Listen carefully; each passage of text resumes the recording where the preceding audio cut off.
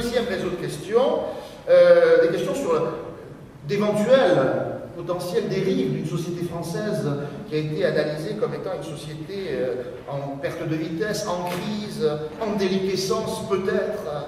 Alors d'abord évidemment la faillite du système scolaire qui a été mis en avant, la question de l'éducation, la question de l'ignorance, la question de l'incapacité à éduquer d'une certaine manière et ces incivilités qui ont abouti ici à des comportements extrêmes, premier type de questionnement, et puis en même temps qui nous amène à cette barbarie au cœur de la République. Comment peut-on, dans une République, dans une société française, on pourrait dire entre guillemets civilisée, entre guillemets aboutie, entre guillemets moderne, atteindre des actes de barbarie aussi profonds? Voilà un vrai paradoxe qui nous ramène peut-être à l'Allemagne hitlérienne. Comment est-ce que dans cette Allemagne moderne des années 30, une Allemagne là aussi apaisée malgré la guerre, eh bien on peut avoir la barbarie la plus ultime qu'a été le nazisme. Donc cette violence, cette présence des armes nous a amené à réfléchir à une France en miettes et en danger. Derrière tout ça, évidemment, le djihadisme. La question plus large de l'intégration en France et de la place de l'islam, qui est un élément qui a été central dans le débat, qui nous ramène effectivement à ce qu'on appelle le djihadisme aujourd'hui, ces jeunes Français qui partent faire la djihad en Syrie en particulier, ou au Yémen, qui nous ramène aussi à peut-être l'idée d'une faillite de l'intégration. Est-ce que l'intégration est en faillite par rapport à ce sujet, qui nous ramène aussi aux affaires plus anciennes, qui ne sont pas nouvelles, l'affaire Mera 2012, ou même plus avant l'affaire Khaled Kelkal en 1995, abattu là aussi devant les caméras de télévision à la suite d'une cavale. Et puis aussi, à l'inverse, la question des amalgames, c'est-à-dire derrière cette question du djihadisme, qu'en est-il de l'antisémitisme en France, qui a été mis sur le devant de la scène, hein, notamment à travers cette attaque du supermarché Kasher?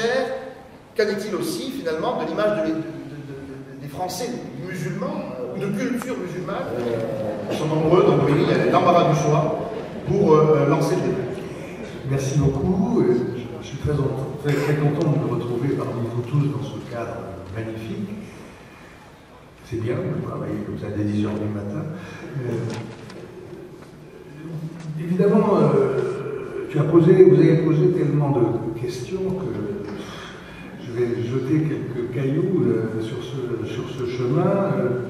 Laurence fera de même, et puis c'est, je pense, plus encore dans la discussion qu'on essaiera d'être aussi proche que possible des questions que vous posez.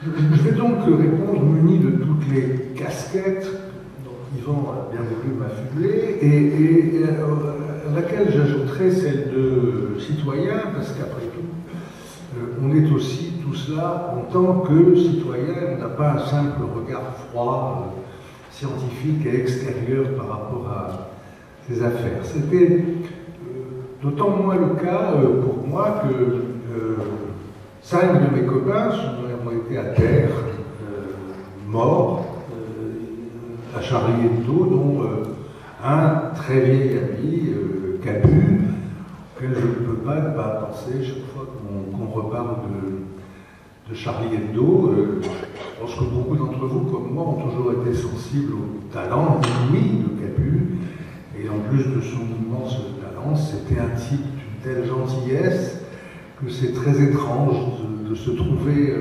mêlé à la mort dans ces conditions-là de ce genre de personnes.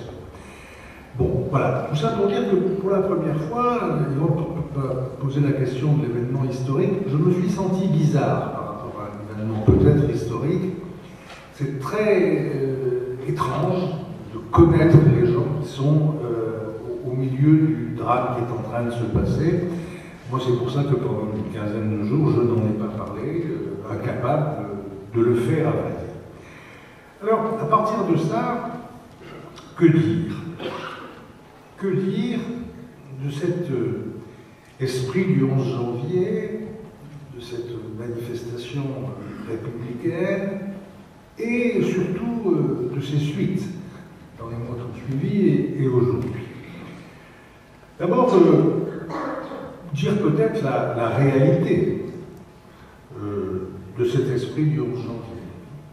la réalité du succès extraordinaire de ce slogan Je suis Charlie, réalité française immédiate et réalité mondiale, et réalité depuis retranscrite à je suis plein d'autres choses selon les conflits et les problèmes qui se posent dans le monde. Le fait de les avoir repris, et d'ailleurs ça veut dire que c'est un détournement de ce qu'avait souhaité le graphiste, puisque lui il était parti, vous savez, du jeu Charlie, où on cherche Charlie dans une page, et finalement on dit je suis Charlie, ce qui n'avait donc aucun rapport avec la simple assimilation à Charlie Hebdo, mais bon, c'est devenu je suis n'importe quoi. Donc moi, le jour où je vais avoir, on va me lancer des cailloux, j'aurai la gentillesse de dire je suis Roland Quérol. C'est un détournement tout de même du slogan d'origine, mais il a formidablement marché, et en effet, au départ, uniquement grâce aux réseaux sociaux. Je signale qu'il y a une retombée qui dure pour le graphiste en question, c'est qu'il est toujours sous protection policière et qu'on ne doit pas, si possible, dire son nom pour qu'il ne puisse pas être facilement retrouvé. L'importance, donc la réalité, pour aussi des dizaines et des dizaines de milliers, notamment de jeunes gens, pour qui ça a été la première occasion de s'émouvoir de quelque chose, de sortir dans la rue et d'aller manifester. Beaucoup de préfectures, dans beaucoup de villes de France, ont enregistré le record absolu du nombre de personnes allant manifester depuis les libérations.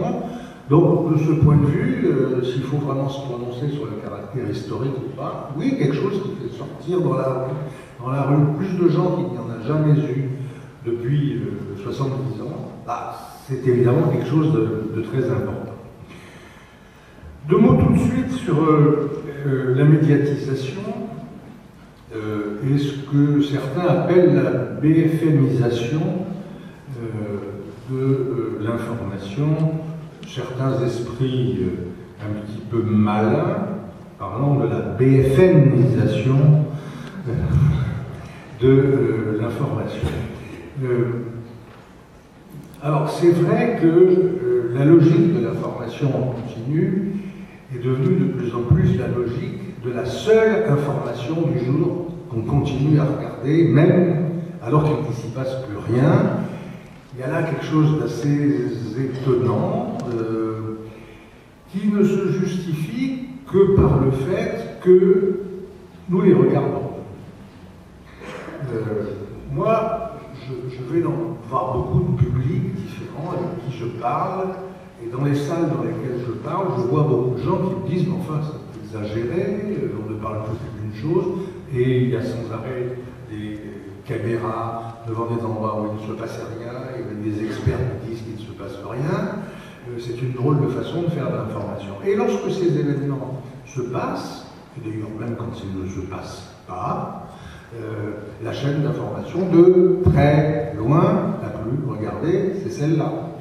Non seulement c'est la plus regardée des chaînes d'information, mais dans des jours comme cela, elle est plus regardée que toutes les chaînes généralistes, qui pourtant imitent aussi BFM et font des directs intégraux. Donc, voilà, considérons-nous aussi un peu comme coupables de cette affaire, puisque nous sommes suffisamment en attente d'informations et peut-être suffisamment voyeuristes les uns et les autres pour nous précipiter devant nos écrans pour suivre en haletant des événements qui ne sont pas alimentés pour de nouvelles informations pour autant. Vous avez peut-être vu, puisque c'est une conférence d'actualité qu'il s'agit, qu'un procès va donc s'ouvrir contre BFM, qui va être étendu, d'après l'avocat des personnes qui font ce procès, à une vingtaine d'autres médias français dont la liste, je crois, n'a pas encore été donnée. Et l'idée, ce serait l'idée de l'assignation qui est transférée à ce média ou à ces médias, c'est qu'ils ont mis en danger la vie d'autrui, ce qui est un délit. La mise en danger de la vie d'autrui est donc invoquée par des parents de victimes des attentats, notamment de l'hypercachère, ou certains des membres de leur famille. Alors, je crois qu'en soi, le procès sera quelque chose d'intéressant. Je ne peux pas savoir comment ça va se passer, et moins encore comment ça va se terminer, mais je crois que c'est important qu'il y ait lieu sur la place publique, dans le cadre de la justice, une discussion autour de ces problèmes, de la liberté de l'information, de ses limites et des risques que peut encourir une information qui irait trop loin. Je veux préciser tout de suite, moi ça m'a tout de même fait aussi un peu réfléchir, donc je voulais lire que les gens de BFM, qui auraient donc les premiers à être traînés à ce banc d'infamie, font valoir pour défendre leur journaliste qui a révélé qu'il y avait des gens dans la chambre froide cachés par le fameux Malien, alors que le preneur d'otage regardait en effet notamment cette télévision. La première réponse que m'ont faite les gens de BFM, c'est que c'est à la demande expresse du RAID, le service de police, et de son chef, ils ont révélé cette information. Alors, je ne sais pas pourquoi le RAID souhaitait cela, mais évidemment, c'est plus compliqué d'accuser la télévision en question de mise en danger de la vie d'autrui. Si c'est à la demande de la police qui est en train d'intervenir sur place, ils le font.